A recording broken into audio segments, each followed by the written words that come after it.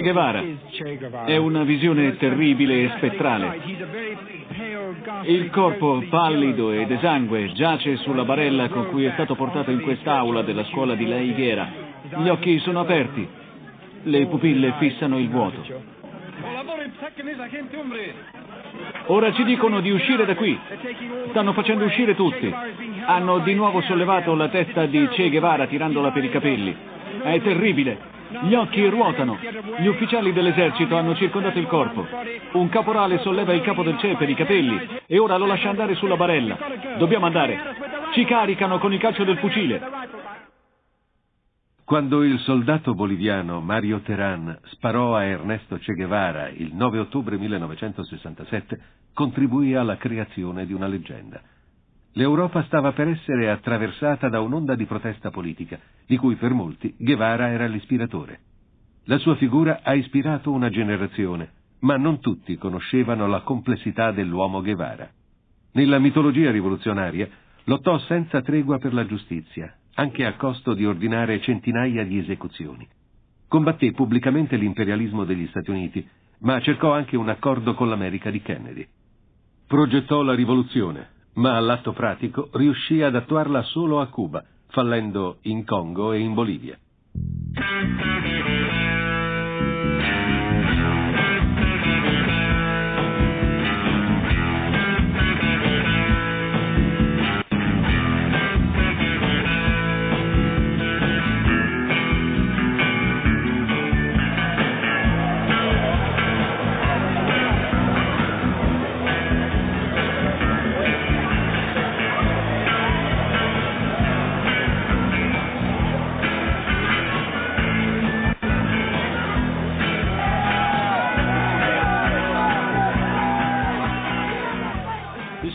Correva l'anno 1968.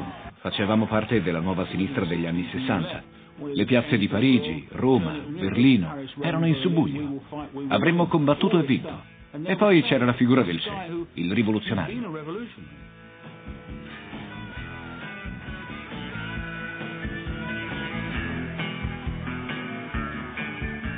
La rivoluzione cubana è stato il primo caso in cui un popolo si è sollevato ed è riuscito a liberarsi dal giogo dell'imperialismo americano. Tutti guardavano ad essa come a qualcosa di magnifico.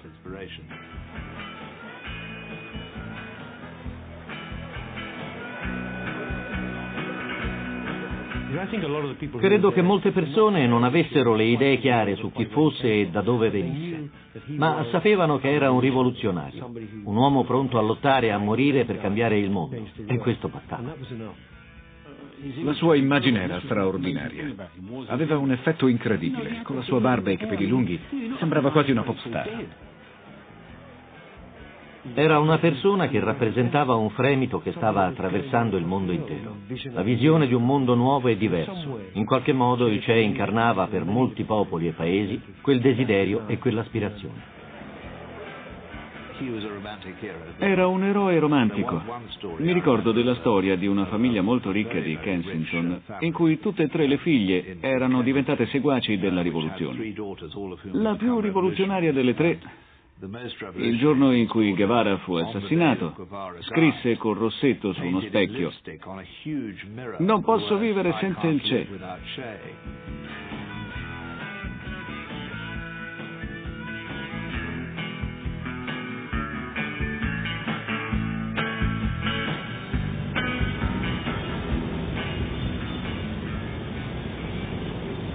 L'Havana, Cuba, 1957. La Las Vegas dei Caraibi. Per la classe dominante la vita sotto il regime di Batista era piacevole, ma l'agio di pochi era stato costruito sulla miseria dei più. Il regime di Batista era brutale, crudele e corrotto. Il 50% del prodotto interno lordo dell'isola, in un modo o nell'altro, finiva in malversazioni. Questo per dare un'idea di quanto fosse corrotto lo Stato.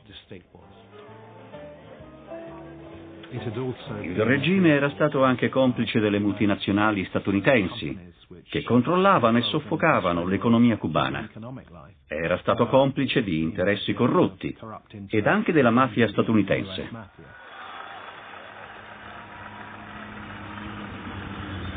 Quando Castro, Guevara e l'esercito rivoluzionario entrarono a La Habana nel gennaio del 1959, la Cuba povera esultò.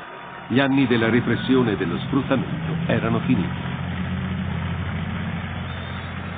C'era un'atmosfera di festa, in parte perché era la prima volta che un paese latinoamericano, proprio sotto gli occhi dello zio Sam, riusciva a camminare per la propria strada.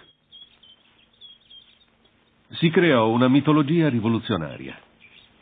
Castro, Guevara, i guerriglieri Barbudos erano scesi dalla sierra per liberare Cuba. Ya llegaron de la sierra, porque los mandó Fidel, libertaron nuestra tierra y nos dieron la paz al volver. Por las calles aclamamos su ideal, trupe que más pudo. Todos gritan, han triunfado, que viva Fidel, vivan los barbudos. Que viva Fidel, vivan los barbudos, viva Cuba libre, viva il 26. Molte delle misure immediate adottate dalla rivoluzione riscossero il favore del popolo. La campagna contro l'analfabetismo, la campagna per la salute pubblica. Ogni cittadino poteva disporre gratuitamente di una serie di importanti servizi sociali, misure molto popolari, e ciò ebbe un effetto contagioso. Ma nell'euforia generale, il nuovo presidente aveva dei conti da regolare. Scelse il suo più fedele alleato per saldarli. Guevara fu nominato comandante in capo della fortezza militare di La Cabaña. Il suo compito era quello di amministrare la giustizia rivoluzionaria. A La Habana la stampa estera ha ascoltato il leader ribelle Fidel Castro che difendeva i verdetti della corte marziale che giudica i membri del deposto regime di Batista. Ha detto che in 400 affronteranno il plotone d'esecuzione. I familiari di 700 persone in attesa di processo aspettano in lunghe file. A dispetto dello scetticismo dei giornalisti stranieri, Guevara non aveva dubbi sul fatto che stava facendo ciò che era giusto per Cuba. La violenza non è un'esclusiva degli sfruttatori. E quindi anche gli sfruttati possono farvi ricorso. Non basta. Hanno il dovere di impiegarla quando è necessario.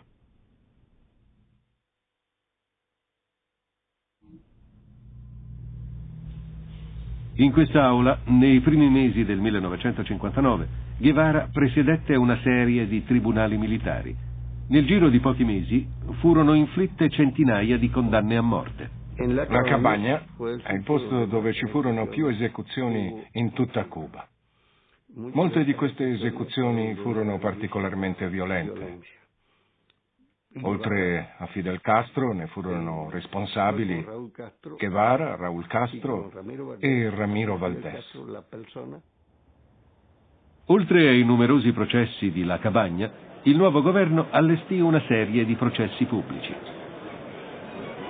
Nel Palazzo dello Sport de La Habana 17.000 persone assistono ai lavori del Tribunale rivoluzionario gestito da 3 uomini istituito per giudicare i crimini di guerra. Il maggiore Suso Blanco, 51 anni, era accusato di omicidio, tortura e rapina. Tra i numerosi testimoni contro Blanco c'era il 12enne Angelio Estrada. Nel clamore generale gli altoparlanti diffondono la testimonianza. Ancor prima che questa si concluda, la folla grida «Uccidetelo!». Questa è la giustizia a Cuba, stile rivoluzionario. A quanto pare Blanco non perse la calma quando il ragazzino puntò l'indice verso di lui gridando «Ha ucciso mio padre!». È quasi inutile dire che il prigioniero è stato riconosciuto colpevole e condannato a morte. Per lui era necessario, era il primo passo da compiere nella creazione di uno Stato nuovo. Bisognava lasciarsi alle spalle quello vecchio. Lo so, è una questione estremamente controversa, ma lui in un discorso si espresse così. Non possiamo mostrarci compassionevoli con chi si è reso responsabile del carattere oppressivo del regime di Batista. Ecco, per lui era un passo necessario. Questo processo di rinascita politica portò a 400 esecuzioni solo alla Cabaña. In tutto il paese il numero fu molto più alto.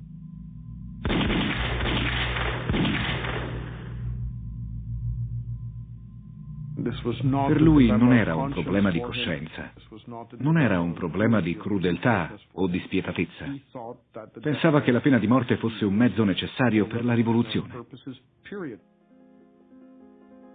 Ernesto Guevara della Serna nacque a Rosario, in Argentina, il 14 giugno del 1928. Crebbe in una famiglia agiata. Sin da piccolo soffrì di attacchi d'asma.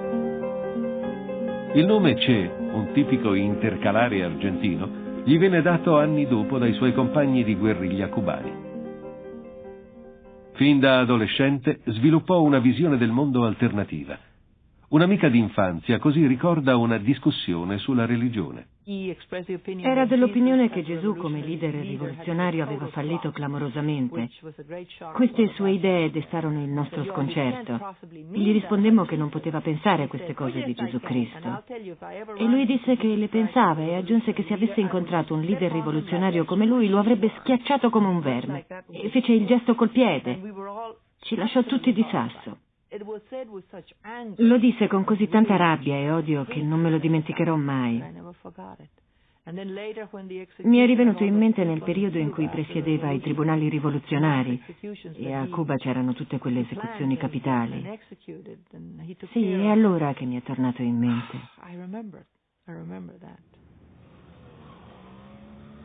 All'età di 26 anni, Guevara lasciò l'Argentina per girare tutta l'America Latina.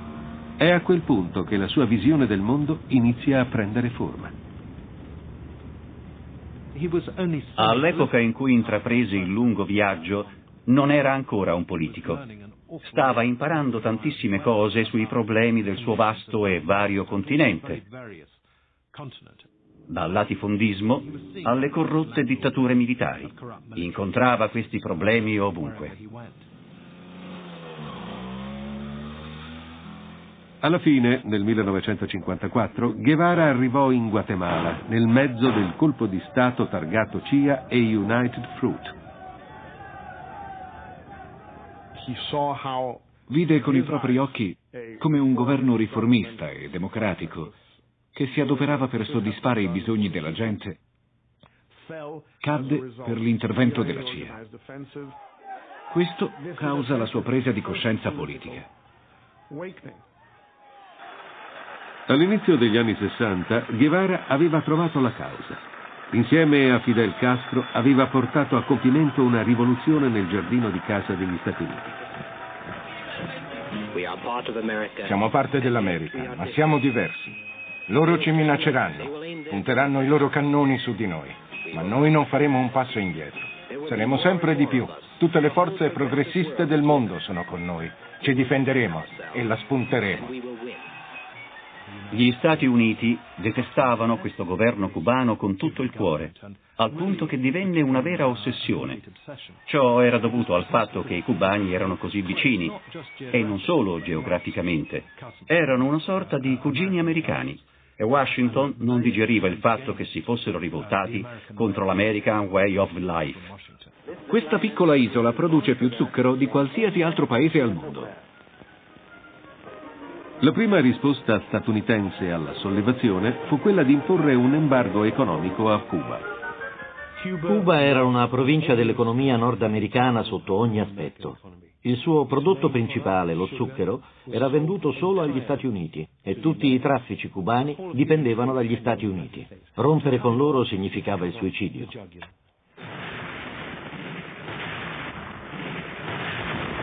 Ma le sanzioni economiche erano solo l'inizio.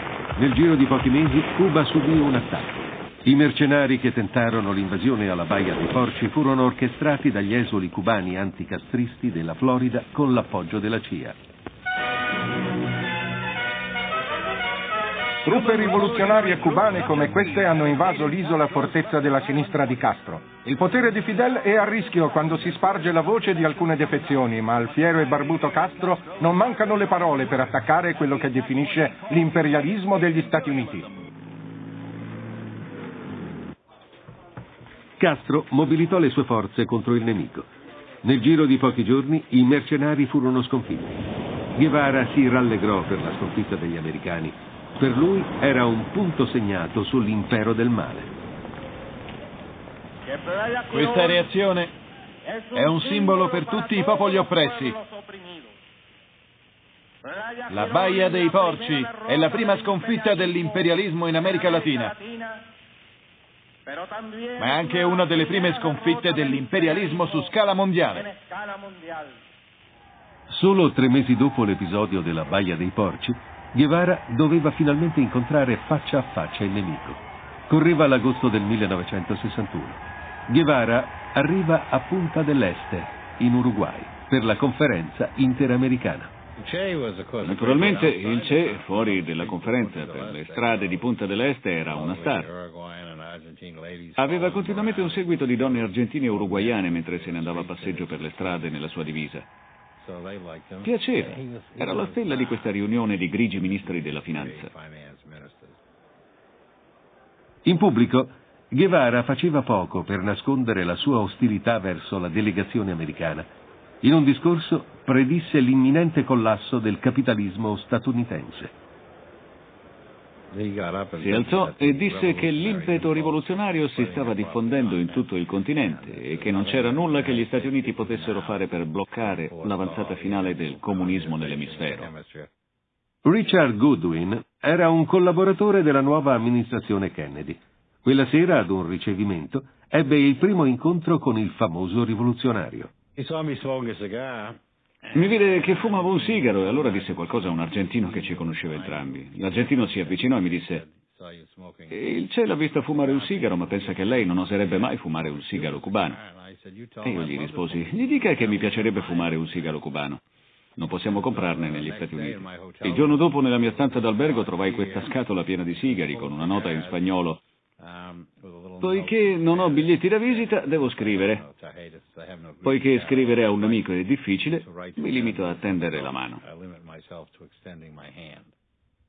Grazie all'intermediario argentino, Guevara organizzò un incontro privato con il giovane americano. Ricordo che quando entrammo nella stanza c'era una sedia di fronte a un divano. Nessun altro mobile. Il Che andò avanti e si rese conto che non c'era posto per tutti e 4. C'erano solo 2 posti a sedere, perciò lui si mise a sedere per terra. Fu molto gentile, ma non potevo accettare la cortesia e allora mi sedetti per terra anch'io. La prima cosa che mi disse fu: la ringrazio per la Baia dei Porci. Non avevamo basi solide, il nostro controllo del paese era instabile, la vostra mossa ha fatto sì che il paese si unisse sotto la nostra guida. Ci avete permesso di liberarci dell'opposizione borghese. E aggiunse: quell'episodio è stato un gran colpo per la nostra rivoluzione. Così, visto che aveva proprio ragione, mi limitai a dire: prego. Alla fine delle 4 ore di colloquio, Goodwin si sedette e scrisse un memoriale per il presidente. In esso spiegava che Guevara si era fatto avanti per fare un'offerta agli Stati Uniti. Il colloquio con Guevara evidenzia che Cuba sta passando una grave crisi economica e che desidera negoziare con gli Stati Uniti.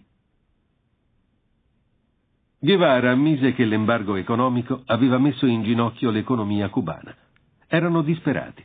In cambio dell'annullamento delle sanzioni, Cuba avrebbe messo fine al sistema politico a partito unico e avrebbe introdotto libere elezioni.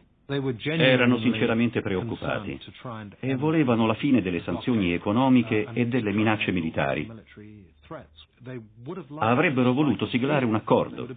Sarebbero stati pronti al compromesso a patto di preservare la sovranità di Cuba e le più importanti conquiste sociali della rivoluzione. Passai la notte in bianco. L'indomani il mio elicottero ci portò sul prato della Casa Bianca dove ci aspettava Kennedy. Andai insieme al presidente nel suo ufficio e gli dissi: il Che mi ha donato questa scatola di sigari. Lui la aprì e disse: sono buoni? E io risposi: accidenti, sono i migliori. Allora Kennedy ne afferrò subito uno, ne staccò l'estremità posteriore e lo accese. Prese 2 o 3 boccate, poi si girò verso di me e disse: avrebbe dovuto fumarsi lei il primo. Allora risposi: ormai è tardi. Ma a dispetto del piacere condiviso per i sigari Havana, Kennedy non era interessato ad alcun accordo. Il paese e l'amministrazione avevano da pochi mesi subito l'affronto della sconfitta alla Baia dei Porci, per cui l'atmosfera era pessima e non c'erano gli elementi per negoziare, anche se si trattava di un buon accordo per gli Stati Uniti. Ma anche se aveva tutta l'apparenza di un buon accordo, Goodwin stesso sconsigliò di accettarlo. Insieme alla prima nota, inviò al presidente un secondo memoriale. In esso non solo sosteneva un inasprimento delle sanzioni, ma anche della pressione militare. Era un documento sfrontato, diceva: possiamo dire che siamo pronti a trattare e questo ci dà il tempo e la copertura per preparare il nostro attacco politico, economico e militare.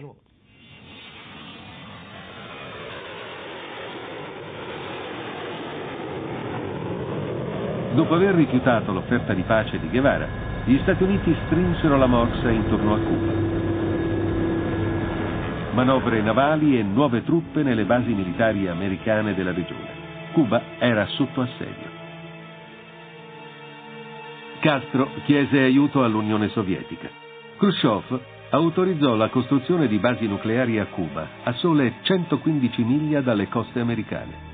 La piccola isola era diventata il terreno di scontro delle due grandi superpotenze mondiali.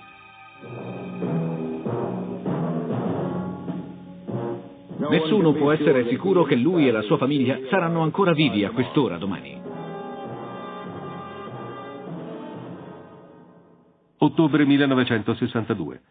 Dopo 4 giorni passati sull'orlo dell'abisso nucleare, Khrushchev si fa indietro.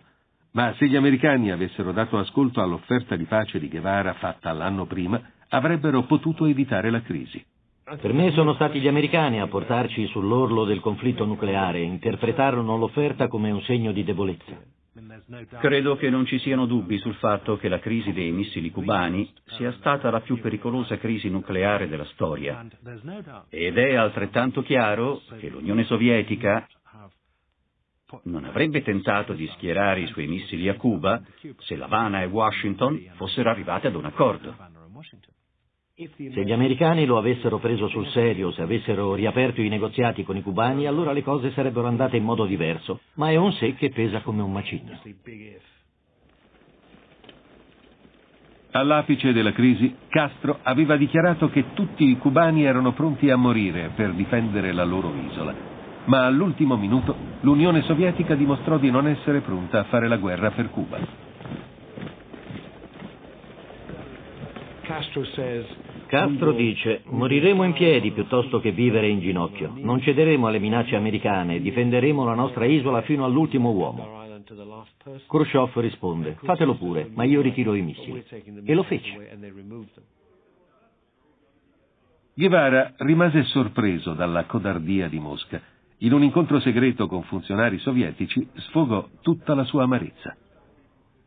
È come se aveste riconosciuto il diritto degli Stati Uniti di violare le leggi internazionali.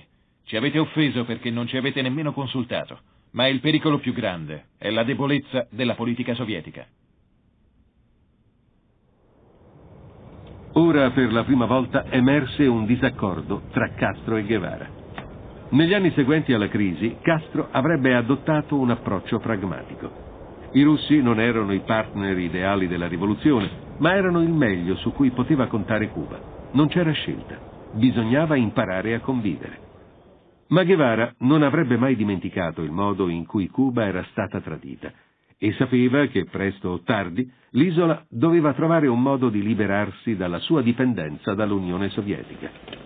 Nei primi giorni del governo rivoluzionario, Guevara non aveva avuto simili preoccupazioni. Alla fine del 59, Castro lo aveva nominato ministro per l'industrializzazione e presidente della Banca Nazionale.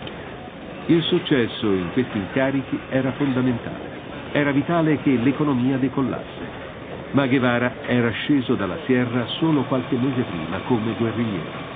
La sua preparazione al combattimento nella giungla non gli garantiva il successo nel lavoro di ministro. Quando venni a sapere che Ernesto era stato nominato presidente della Banca Nazionale, mi ricordo che scoppiai a ridere. Non riuscivo a capire per quale motivo assurdo avesse ricevuto un simile incarico. Se c'era una persona al mondo che non si intendeva di soldi e affari, era il Che. Ed era incredibile pensare a lui come il presidente di una banca. Davvero incredibile. Il nuovo ministro era ansioso di mantenere la sua immagine di eroe proletario. I ritratti del ministro lavoratore circolavano in tutto il paese. Il messaggio era che insieme a Che Guevara i lavoratori di Cuba avrebbero compiuto i sacrifici necessari per costruire un'utopia socialista. Era un simbolo. Molti cubani potevano aspettarsi pochi frutti nel breve periodo, ma i sacrifici che compivano nell'immediato avrebbero dato frutti per tutta la società nel lungo periodo. E l'enfasi su quell'idea di nobile sacrificio era un punto saliente di tutte le dichiarazioni di Guevara. E lo era anche nei fatti, visto che andava a lavorare nei campi e nelle fabbriche per condividere i sacrifici di tutti gli altri. L'economia cubana era dipesa quasi interamente dallo zucchero. Ora Guevara sognava un grande salto in avanti nell'era industriale. Ordinò un imponente cambio negli investimenti che dall'agricoltura puntarono sull'industria. Ma era un piano molto ambizioso. Le sanzioni economiche di Kennedy stavano soffocando l'economia cubana. Tutte le macchine di Cuba, dalle auto agli autobus alle attrezzature per raffinare lo zucchero, erano americane. Se il cordone ombelicale viene tagliato, non solo si tagliano le esportazioni dello zucchero, ma non si potrà più contare sulle parti di ricambio e sui macchinari che servono all'economia cubana. Guevara sapeva che Cuba doveva migliorare le sue conoscenze tecnologiche e trovare nuove fonti di investimento. Nel 1960 andò a Mosca a chiedere ai sovietici aiuti economici. All'inizio rimase colpito da quello che sentì. Sedeva al tavolo di questi tizi che già avevano mandato lo Sputnik in orbita e che avevano i missili, la bomba e che erano nel mezzo di una guerra fredda con l'altro impero mondiale e a quanto pareva erano in vantaggio. Perché doveva dubitare delle loro parole? Dicevano che erano in grado di costruire 350 fabbriche a Cuba in un anno e doveva essere vero. Le attrezzature russe inondano l'isola. Ma fu subito chiaro che l'arretrata economia sovietica non avrebbe fornito a Cuba la scintilla di cui aveva bisogno. Il mancato aiuto creò delusione. Il supporto non era all'altezza delle aspettative di Guevara e dei cubani. Non era all'altezza sotto il profilo delle consegne, sotto il profilo della qualità. Non lo era sotto il profilo dell'efficienza, né sotto quello del mercato. Insomma, i sovietici si rivelarono una delusione.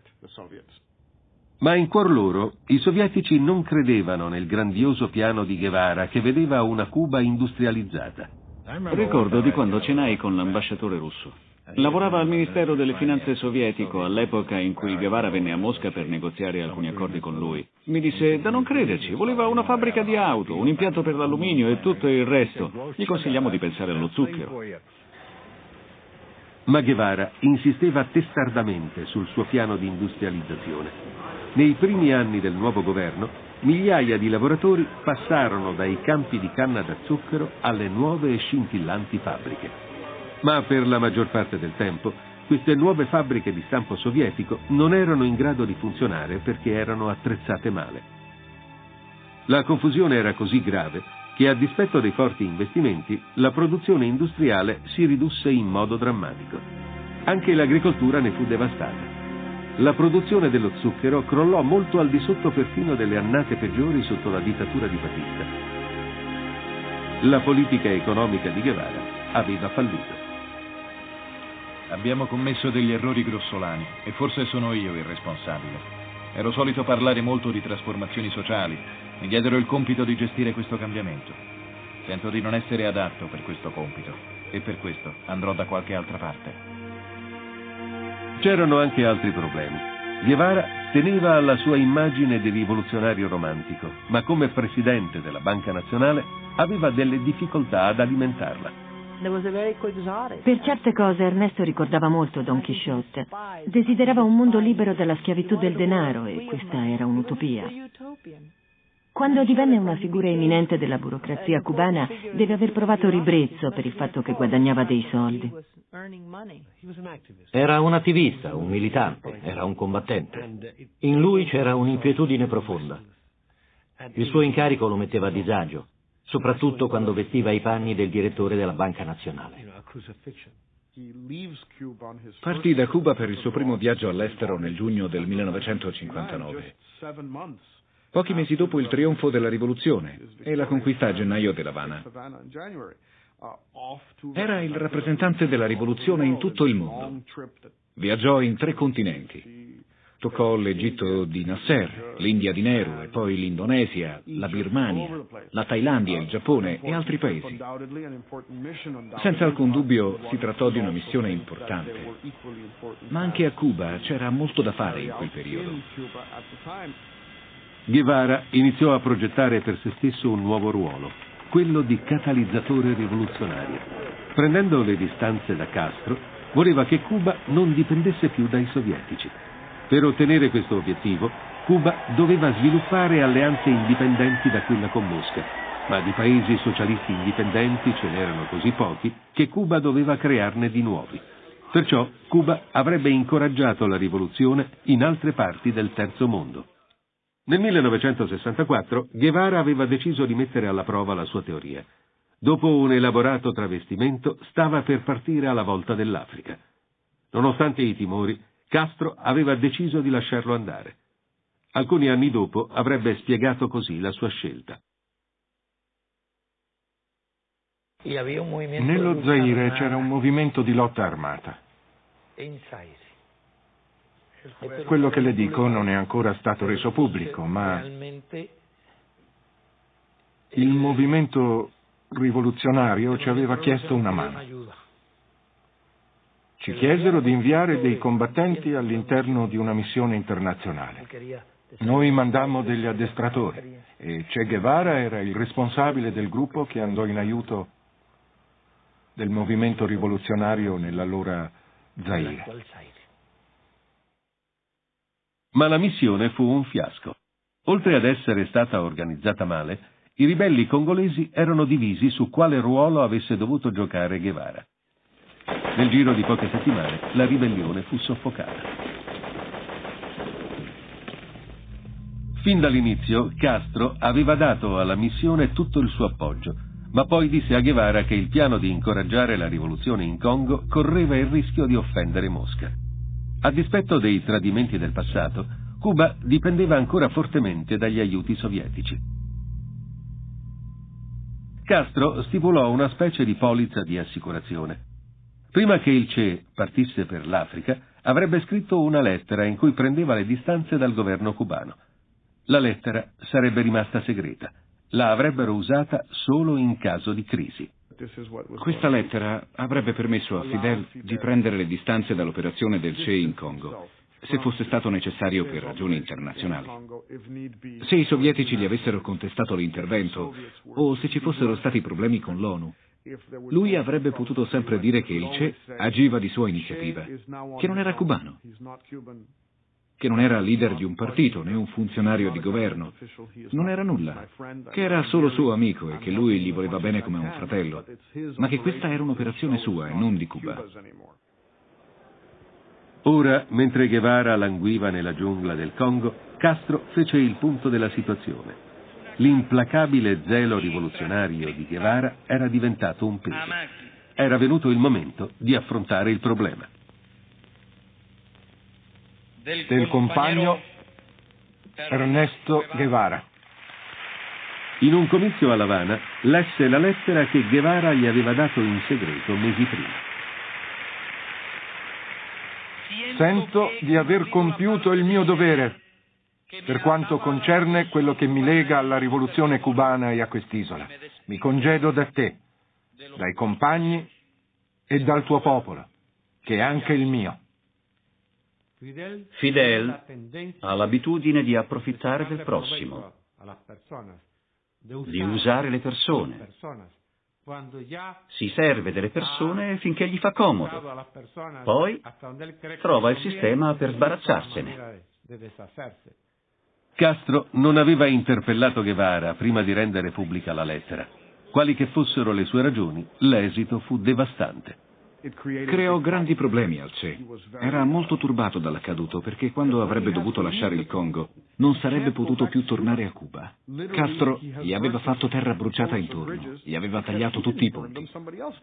Guevara sapeva che Castro gli aveva chiuso la porta in faccia, ma rimase fedele al suo sogno di esportare la rivoluzione. Nel libro Guerrilla Warfare del 1960, Guevara delineava la sua teoria della rivoluzione e della lotta armata che ne era alla base. Doveva diventare la Bibbia di una generazione di rivoluzionari.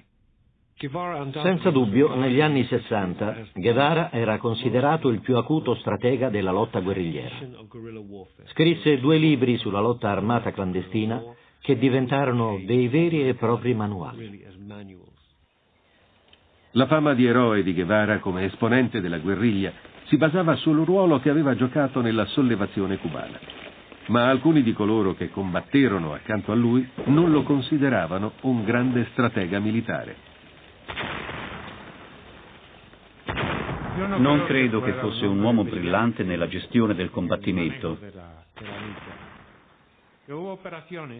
Ci furono varie operazioni in cui l'esercito di Batista sconfisse i rivoluzionari proprio nella zona dove si trovava il Che. So che Fidel ordinò ad altri comandanti di cercarlo, per poi scaricare proprio su di loro la responsabilità di quelle sconfitte, anche se era il Che che era a capo di quel settore del fronte. Insomma, Fidel lo protesse. Fidel proteggeva il Che. E quando il Che commise i suoi errori, questi non furono attribuiti a lui, ma ai comandanti che stavano con lui. Queste immagini mostrano il leggendario leader in azione. In realtà sono riprese fatte dopo la rivoluzione. Come la fama di Guevara, si trattava di un esercizio di mitizzazione. Castro era stato lesto a riconoscere il valore propagandistico del giovane argentino, bello e carismatico, e servendosene creò una leggenda nelle menti dei cittadini di Cuba e nella mente di Guevara stesso.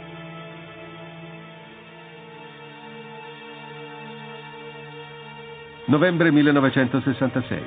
Era passato quasi un anno dalla pesante sconfitta di Guevara in Congo. Da allora il Che era rimasto nella clandestinità. Pochi erano consapevoli che era arrivato qui, sulle sponde del fiume Nancahuasu, nella Bolivia sudorientale. Insieme ad un ristretto gruppo di combattenti cubani, era venuto per fissare un campo base. Pianificava di gettare il seme che avrebbe diffuso la rivoluzione in tutta l'America Latina. Sembrava una regione matura per la rivoluzione. C'era una serie di coincidenze favorevoli che lo segnalavano. Un sindacato molto importante, un movimento contadino molto forte e anche un movimento studentesco effervescente. Sembravano esserci tutte le condizioni per portarvi la rivoluzione. Guevara aveva portato con sé solo 12 guerriglieri. 12 uomini per assumere il controllo di un paese intero. Ma la scelta di portare un gruppo così ristretto di uomini era stata intenzionale. Guevara riteneva che per fare la rivoluzione occorreva un gruppo limitato di persone disposte al sacrificio di sé, estremamente organizzate e consacrate a quest'ultimo obiettivo a tal punto da avviarne la realizzazione o di realizzarlo concretamente. Ma le cose si misero subito male. Prima che l'operazione iniziasse, Guevara pensava che i comunisti boliviani sarebbero stati degli alleati determinanti. Ma poche settimane dopo l'inizio dell'operazione, il partito ritirò il suo appoggio. Fu un errore di calcolo che i ribelli pagarono duramente. Per paura dei militari, la gente si nascondeva e negava agli uomini di Guevara ogni aiuto. Nel momento del bisogno, il Che fu abbandonato. Fu tradito dal popolo stesso. Con l'avanzare dell'operazione fu presto chiaro che la base politica auspicata da Guevara non c'era.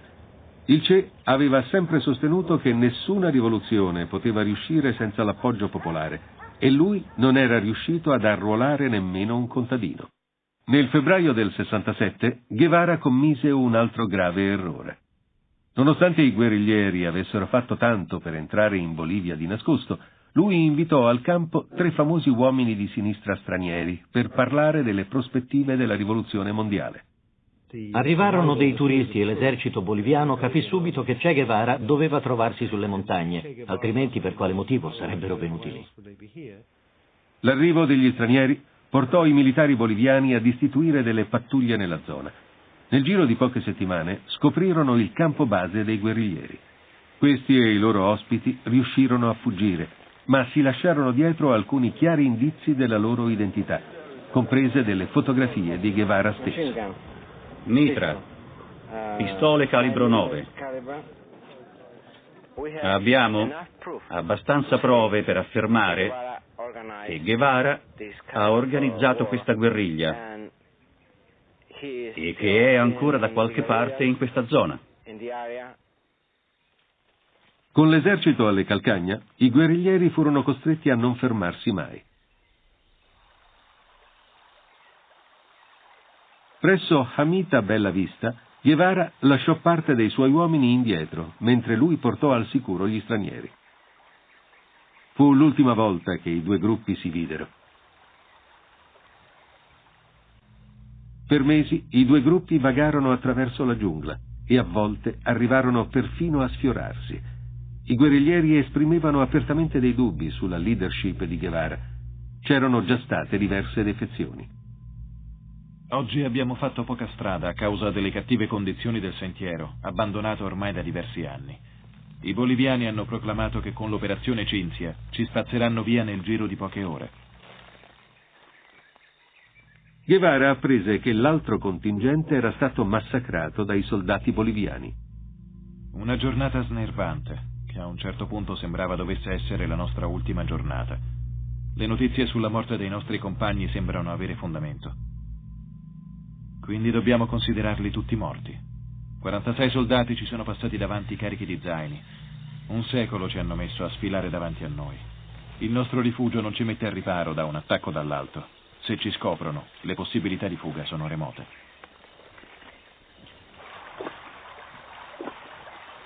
Gary Prado comandava l'unità dell'esercito sulle tracce dei guerriglieri. Ricorda che quando si avvicinarono, gli ordini di Guevara ai suoi uomini diventarono sempre più assurdi. E iniziarono a spostarsi intorno ad una frazione della valle, nella provincia dove ci sono piccoli villaggi, e marciavano di giorno. Ben sapendo che in questi villaggi c'erano i telefoni e che la gente ci comunicava i loro spostamenti.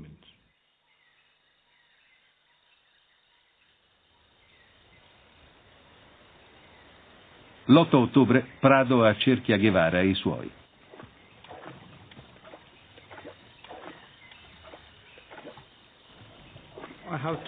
Avevo 2 soldati appostati in punti strategici.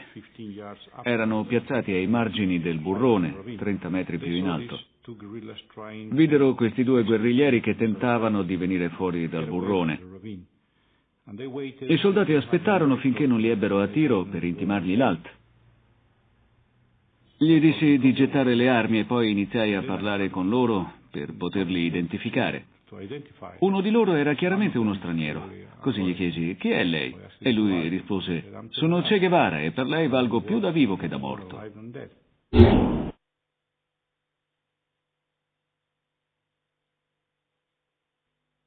Il sogno della rivoluzione mondiale di Guevara era finito.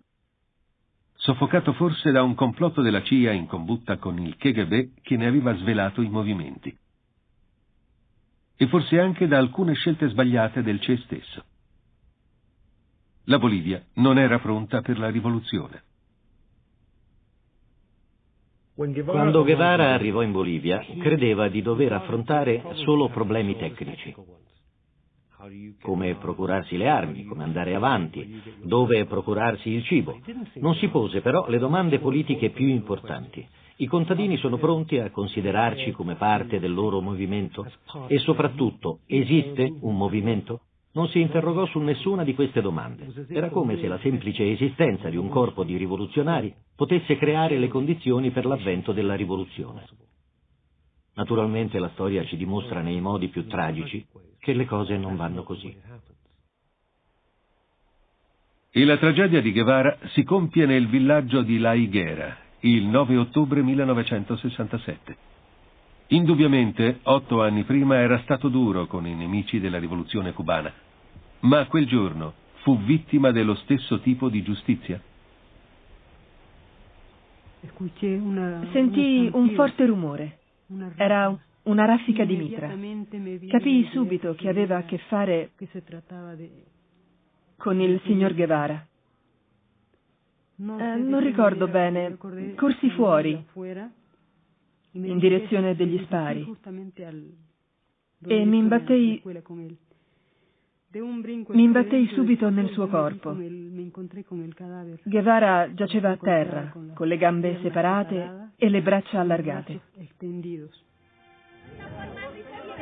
La notizia dell'assassinio si diffuse rapidamente nel piccolo villaggio.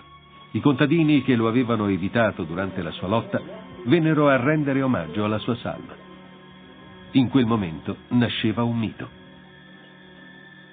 L'immagine che poi è diventata più comune perché più pubblicizzata dai media era quella di Guevara che giace su una barella subito dopo essere stato assassinato dai militari boliviani.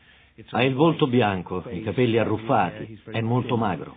Magari è solo fantasia, ma sono convinto che ogni volta che quell'immagine viene riprodotta, lui diventi più bianco, i capelli più lunghi e l'immagine, il volto, diventa sempre più simile a quello di Cristo. Quando morì fu uno shock. Vivemmo la sua morte come una sconfitta. Un rovescio che nessuno di noi si aspettava. Non pensavamo di perdere un personaggio simile. Guevara per noi era invincibile. Non sembrava possibile che i militari di un paese come la Bolivia potessero sconfiggerlo. Per noi fu un colpo terribile. Forse fu la prima avvisaglia che negli anni 60, dopo tutto, potevamo perdere.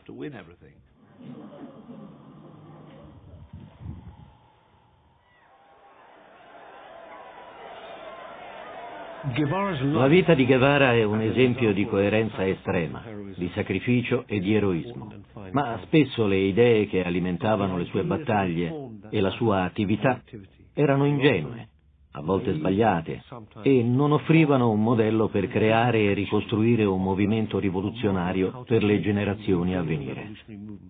Guevara incarnò lo spirito e il desiderio di cambiare il mondo, ma forse non elaborò un sistema valido per mettere in atto questo progetto.